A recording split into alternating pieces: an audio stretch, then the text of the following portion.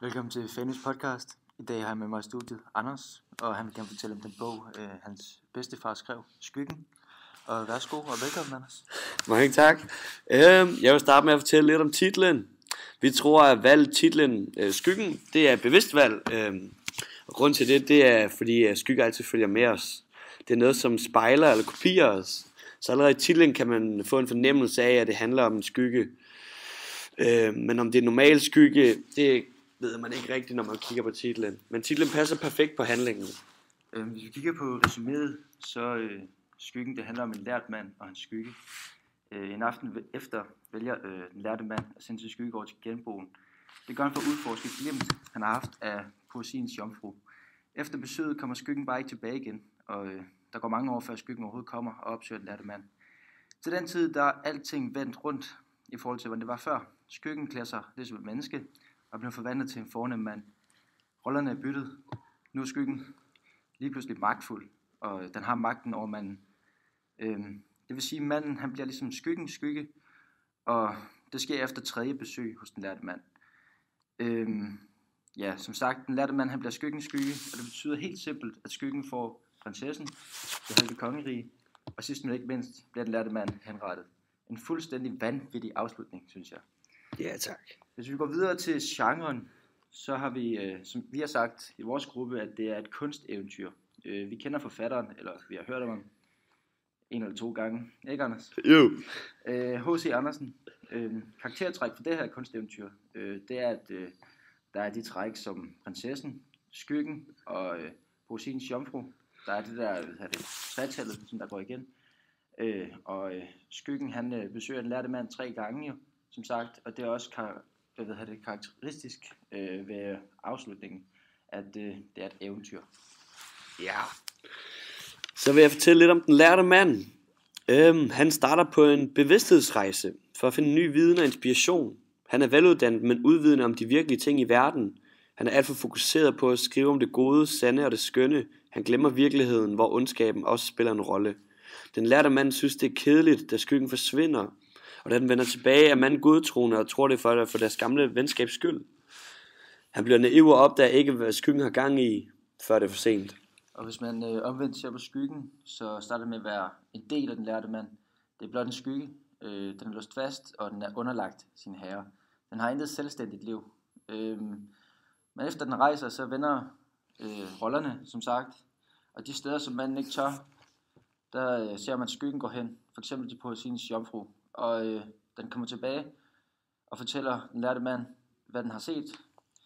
Man kan sige, at skyggen er en modsætning til den lærte mand. Det er ligesom mig og Anders. Han er bare med skygge. Han tror selv på, at han en dag kan tage min lærte, altså med plads. Det sker bare ikke.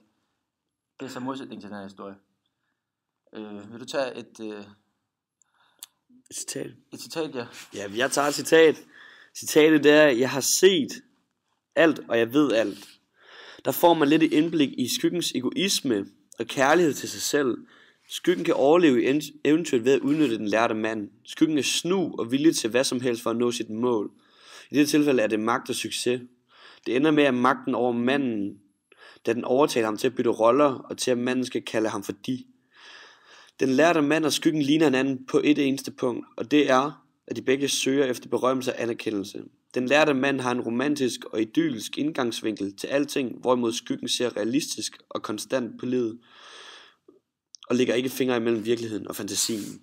Meget, meget smukt, tak, Anders. Kompositionen. Den lærte mand, han starter i syden, så rejser han hjem til Norden, og til sidst, så bliver han lokket med af skyggen til syden igen, hvor han så bliver henrettet.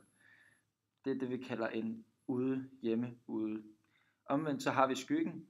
Han starter selvfølgelig også hos manden, da han er en skygge, men han rejser, og det kan vi kalde hans nye hjem, fordi han vender ud, og det er der, hvor han får sin magt. Han kommer så hjem til den lærte mand, hvilket så er ude for skyggen, og så kommer han hjem til syden igen, hvor han så har fået sin magt. Så det er det, man kalder en hjemme-ude-hjemme-komposition, kalder vi det. Yes, så vil jeg fortælle lidt om symbolikken i teksten. Skyggen er et symbol på mandens drifter, lyster, længsler og behov for hans samvittighed. Hans dårlige sider sagt med andre ord. Den lærte mand repræsenterer den klassiske dannede mand, imens skyggen eksisterer på det sjælelige og åndelige plan. Den er ikke talentfuld. Den lærte mand repræsenterer også romantikken, hvor alt er godt, og man skjuler det dårlige. Skyggen repræsenterer en ny indgang til romantikken, nemlig der, hvor alt det fine og fornemme stopper. Hvor skyggen bliver den dårlige side af romantikken. Teksten er skrevet i romantisme, og det ses tydeligt, at der ved at ske en overgang til det moderne gennembrud. Ikke beskrevet på en særlig positiv måde. Det har du helt ret i, Anders, fordi at hvis man kigger videre på temaer, så sætter man det gode op mod det onde. Her omkring det moderne gennembrud, der var man måske lidt i tvivl om, hvor man stod henne.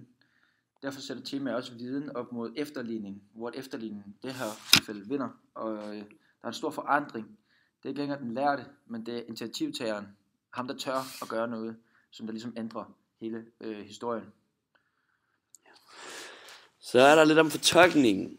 Den lærte mand, han drager ud på en typisk dannelsesrejse, med drømmen om at blive forfatter og opnå succes.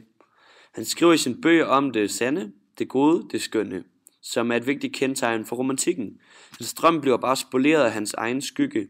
Skyggen er som tidligere nævnt egoistisk, så eventuelt ender med, at det er skyggen, der drager fordel af dannelsesrejsen, og opnår den lærte mands ønske succes, på baggrund af, den på sin vis udnytter ham. Ja. Så har vi noget om identitetskrise, har vi valgt at kalde det. Der er en kamp mellem det gode og det onde. Man kan se det til sidst, at det onde det overvinder det gode i denne historie. Og måske historien egentlig handler om H.C. Andersen selv, fordi at, vi mener i hvert fald, at det kunne være, at det handler om ham, fordi at ofte følte forfatteren sig måske i skyggen af andre. H.C. Andersen han var lært, og i virkeligheden han svært ved at få sit fortjente gennembrud. Og på samme vis kan man også sige, at Anders måske føler sig i skyggen af mig, selvom han ikke er lært. Dengang var det bare anderledes. De lærte havde måske ikke samme chancer for gennembrud. Hvorimod jeg har gode chancer for gennembrud, og Anders han har rigtig dårlige chancer nu, da rollerne er byttet en gang til. Tak fordi I lyttede med. Nu kommer reklamerne, og efter reklamerne kommer Pattesutter med Madonna. Janne!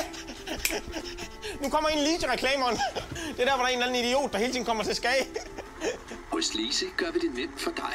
Peter leverer og installerer, så du ikke behøver at bekymre dig om noget. Hvor helvede er alt det sjove henne? Ej, jeg får altså helt lyst til en ny fladskærm, Luppe. Fladskærm! For helvede, Janne! For helvede, Janne! Pust for helvede! Lige smiskeren! Køb rentefrit 46-tommer Samsung Smart TV kun 817 kroner i 12 måneder. Ring 8x8 og få Peter til at klare det hele. Og nu til Pattesutter med Madonna. Madonna.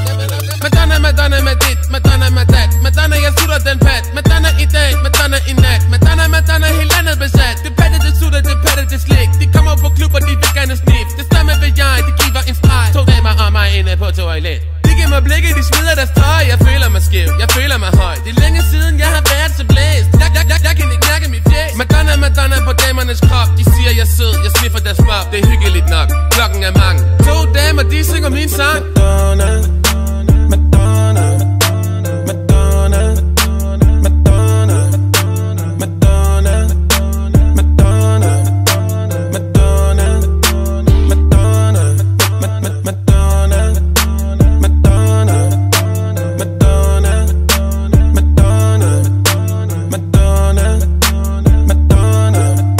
Madonna, Madonna, Madonna med dit, Madonna med dat. Madonna, jeg